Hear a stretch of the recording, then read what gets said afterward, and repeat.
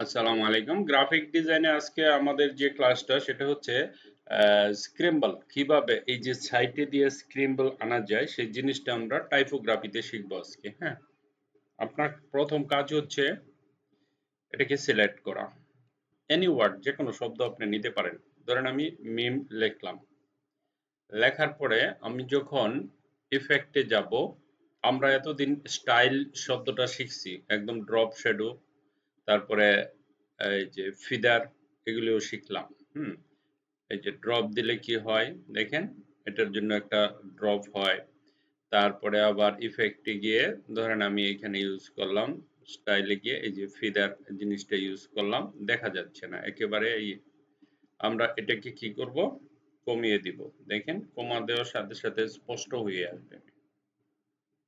ঠিক আছে, আমি কিন্তু এটা কমাচ্ছি, দেখেন এই যে কমা কমতেছে আর এই যে জিনিসগুলি পরিষ্কার হয়ে আসতেছে। ঠিক আছে, এই দেখেন একবারে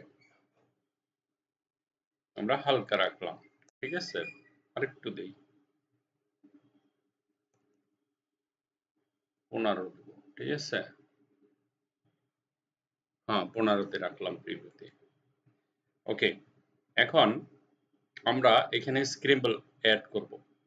আমরা স্ক্রিম্বল অ্যাড করার জন্য এটাকে গ্লো দিতে পারি, এরকম ইয়েলো কালার দিয়ে ধুইয়ে দিতে পারি, সমস্যা নেই। ঠিক আছে, ইফেক্টে যাবেন, স্টাইলে যাবেন, এই যে স্ক্রিম্বল, SCRI, স্ক্রিম না স্ক্রিব্বল, এইখানে একটা ক্লিক দিবেন। দেওয়ার সাথে সাথে এই যে এইখানে দেখেন, এই যে এইটার সাথে এটা যদি আমি বড় করি তাহলে এটা একটু বাড়বে, এদিকে এদিকে যদি নিয়ে আসি দেখেন স্ক্রিম্বল এই শব্দটা জিনিসটা আরো বাড়তেছে। ঠিক আছে, আর যদি এইদিকে নেই তাহলে আবার কমবে। হুম, তো আমরা লেখাকে এই যে এরকম এই যে সাইটে দিয়ে, হ্যাঁ, ডিজাইন করতে পারি। যে কোনো লেখাকে আমরা এরকম ভাবে ডিজাইন করে নিতে পারি। দেখেন এই যে এরকম করতে পারি, এই যে এটার উপরে কই থেকে জিনিসটা নিয়ে আসছি আশা করি বুঝতে পারছেন সেখান থেকে। ঠিক আছে, তারপর ওকে করেন।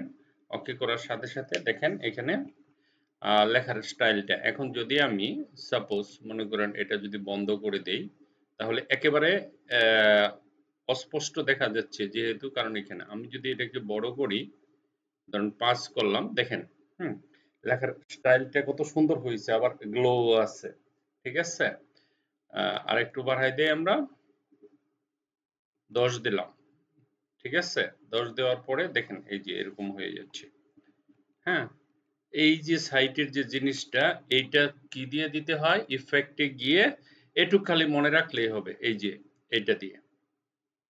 ওকে, পারা যাবে না? সহজ, কিন্তু স্টেপগুলো আপনার মনে রাখতে হবে। ঠিক আছে, এটার স্টেপগুলি মনে রাখলেই হয়ে যাবে। আপনি এখান থেকে আরো মোটা করলে এখানে বাড়াই দেন, দেখেন অটোমেটিকলি হবে। এটাকে সিলেক্ট করেন, সিলেক্ট করার পরে এখান থেকে আপনি আরো মোটা করতে পারেন, কোনো সমস্যা নাই, দিতে পারেন।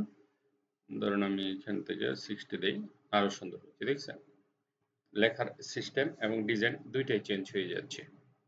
তো এগুলিতে টাইপোগ্রাফিতে অনেক কাজে লাগে, আপনাকে যেভাবে বলবে সেভাবে আপনাকে করতে হবে। ঠিক আছে, আমরা 40 তে নেই, 40 তে নিলে মোটামুটি খারাপ না, সুন্দর দেখা যাচ্ছে। ঠিক আছে, এটা হলো গিয়ে স্ক্রেবল শেখার জন্য। হুম, এই জিনিসটা অনেক ইম্পর্টেন্ট, টাইপোগ্রাফিতে কাজে লাগবে।